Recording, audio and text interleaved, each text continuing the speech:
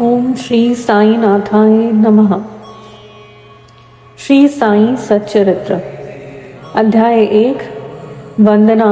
गेहूं पीसने वाला एक अद्भुत संत। गेहूं पीसने की कथा तथा उसका तात्पर्य। पुरातन पद्धति के अनुसार श्री हेमाड़ पंथ श्री साई सच्चरित्र का आरंभ वंदना द्वारा करते हैं।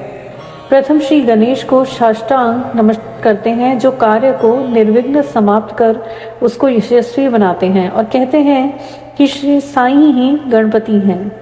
फिर भगवती सरस्वती को, जिन्होंने काव्य रचने की प्रेरणा दी, और कहते हैं श्री साई भगवती से भिन्न नहीं हैं, जो कि स्वयं ही अपना जीवन संगीत बयां कर रहे हैं। फिर ब्रह्मा, विष्णु और महेश को, जो क्रमशः उत्पत्ति, स्थिति और संहार करता है, और कहते हैं कि श्री साई और वे अभिन्न हैं। वे स्वयं ही गुरु बनकर भवसागर से पार उतार देंगे। फिर अपने कुल देवता श्री नारायण आदिनाथ की वंदना करते हैं, जो कि कोंकण में प्रकट हुए। कोंकण वह भूमि है जिसे श्री परशुराम जी ने समुद्र से निकालकर स्थापित किया था। तत्पश्चात वे अपने कुल के आदि पुरुषों को नमन करते हैं।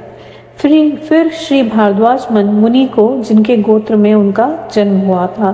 तत्पश्चात उन ऋषियों को, जैसे याज्ञवल्क्य, भृगु, पराशर, नारद, वेदव्यास, सनक, सनंदन, सुनत कुमार, शुक, शौनक, विश्वामित्र, वशिष्ठ, वामदेव, जैमिनी, वैशंपायन, नवयोगेंद्र इत्यादि, तथा आधुनिक संत जैसे निवृत्ति, ज्ञानदेव, सोपान, मुक्ताबाई, जनार्दन, एकनाथ, नामदेव, तुकाराम, कान्हा, नरहरि आदि को नमन करते हैं। फिर अपने पितामह सदाशिव, पिता रघुनाथ और माता को, जो उनके बचपन में ही गत हो गई थी। फिर अपनी चाची को, जिन्होंने उनका भरण पोषण किया, और अपने प्रिय भ्राता को नमन करते हैं। फिर पाठकों को नमन करते हैं, जिनसे उनकी प्रार्थना है कि वे एकाग्रचित होकर कथामृत का पान करें। अंत में श्री सच्चिदानंद सद्गुरु श्री साईनाथ महाराज को, जो कि श्री दत्तात्रेय के अवतार और उनके आश्रयदाता हैं, और जो ब्रह्म सत्य और जग मिथ्या का बोध कराकर समस्त प्राणियों में एक ही ब्रह्म की व्याप्ति की अनुभूति कराते हैं। सर्व श्री पराशर, व्यास और शांडिल्य आदि के समान भक्ति के प्रकारों का संक्षेप में वर्णन कर अब ग्रंथकार महोदय निम्नलिखित कथा प्रारंभ करते हैं। गेहूं पीसने की कथा। सन 1910 में मैं एक दिन प्रातःकाल श्री साईं बाबा के दर्शनार्थ मस्जिद में गया। वहां का विचित्र दृश्य देखकर मेरे आश्चर्य का ठिकाना न रहा कि साईं बाबा हाथ मुंह धोकर चक्की पीसने की तैयारी करने लगे। उन्होंने फर्श पर एक टाट का टुकड़ा बिछा, उस पर हाथ से पीसने वाली चक्की रखी। उन्होंने कुछ गेहूं डालकर पीसना आरंभ कर दिया। मैं सोचने लगा कि बाबा की चक्की पीसने से क्या लाभ है। उनके पास तो कोई है भी नहीं, और वे अपना निर्वाह भी भिक्षावृत्ति द्वारा ही करते हैं। इस घटना के समय वहां उपस्थित अन्य व्यक्तियों की भी ऐसी ही धारणा थी, परंतु उनसे पूछने का साहस किसे था। बाबा की चक्की पीसने का समाचार शीघ्र ही सारे गांव में फैल गया। उनकी यह विचित्र लीला देखने हेतु तत्काल ही नर नारियों की भीड़ मस्जिद की ओर दौड़ पड़ी।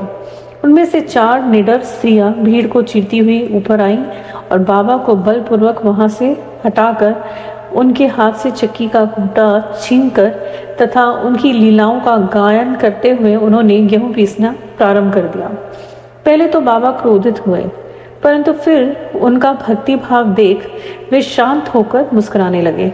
पीसते पीसते उन स्त्रियों के मन में ऐसा विचार आया कि बाबा की ना तो घर द्वार है, ना ही कोई बाल बच्चे, तथा ना कोई देख रेख करने वाला। वे स्वयं भिक्षावृत्ति द्वारा ही अपना निर्वाह करते हैं, अतः उन्हें भोजन आदि के लिए आटे की आवश्यकता ही क्या है।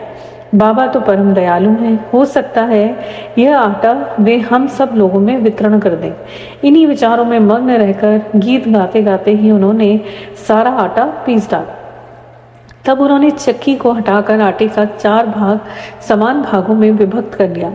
अपना अपना भाग लेकर वहां से जाने को उद्यत हुई। अभी तक शांत मुद्रा में निमग्न बाबा तत्क्षण ही क्रोधित हो उठे। उन्हें अपशब्द कहने लगे। स्त्रियों, क्या तुम पागल हो गई हो? तुम किसके बाप का माल हड़प कर ले जा रही हो? क्या कोई कर्जदार का माल है जो इतनी आसानी से उठाकर लिए जा रही हो? अच्छा, अब एक काम करो कि इस आटे को ले जाकर गांव की मेड़ पर बिखेराओ। मैंने शिरडी वासियों से प्रश्न किया कि जो कुछ बाबा ने अभी किया है उसका यथार्थ में क्या तात्पर्य है। उन्होंने मुझे बताया कि गांव में विषूचिका हैजे का जोरों से प्रकोप है। उसके निवारणार्थी बाबा का यह उपचार है। अभी जो कुछ आपने पीसते देखा वह गेहूं नहीं वरन विषूचिका हैजा था, जो पीस कर नष्ट कर दी गई। इस घटना के पश्चात सचमुच विषूचिका की संक्रामकता शांत हो गई और ग्रामवासी सुखी हो गए। यह जानकर मेरी प्रसन्नता का पारावार न रहा। मेरा कौतूहल जागृत हो गया। मैं स्वयं से प्रश्न करने लगा कि आटे और विषूचिका हैजा रोग का भौतिक तथा पारस्परिक क्या संबंध है? इसका सूत्र कैसे ज्ञात होगा? घटना बुद्धिगम्य सी प्रतीत नहीं होती। अपने हृदय की संतुष्टि के हेतु इस मधुर लीला का मुझे 4 शब्दों में महत्व अवश्य प्रकट करना चाहिए। लीला पर चिंतन करते हुए मेरा हृदय प्रफुल्लित हो उठा और इस प्रकार बाबा का जीवन चरित्र लिखने के लिए मुझे प्रेरणा मिली। यह तो सब लोगों को विदित ही है कि यह कार्य बाबा की कृपा और शुभ आशीर्वाद से सफलतापूर्वक संपन्न हो गया। आटा पीसने का तात्पर्य। शिरडी वासियों ने इस आटा पीसने की घटना का जो अर्थ लगाया वह तो प्राय ठीक ही है, परंतु उसके अतिरिक्त मेरे विचार से कोई अन्य अर्थ भी है। बाबा शिरडी में 60 वर्षों तक रहे और इस दीर्घ काल में उन्होंने आटा पीसने का कार्य प्राय प्रतिदिन ही किया। पीसने का अभिप्राय गेहूं से नहीं वरन अपने भक्तों के पापों, दुर्भाग्यों, मानसिक तथा शारीरिक तापों से है। उनकी चक्की के 2 पार्टों में ऊपर का पार्ट भक्ति तथा नीचे का कर्म था। चक्की की मुठिया जिसे पकड़कर वे पीस रहे थे वह था ज्ञान। बाबा का दृढ़ विश्वास था कि जब तक मनुष्य के हृदय में प्रवृत्तियां, आसक्ति, घृणा तथा अहंकार नष्ट नहीं हो जाते, जिनका नष्ट होना अत्यंत दुष्कर है, तब तक ज्ञान और आत्मानुभूति संभव ही नहीं। यह घटना कबीरदास जी की इसके तदरूप घटना की स्मृति दिलाती है।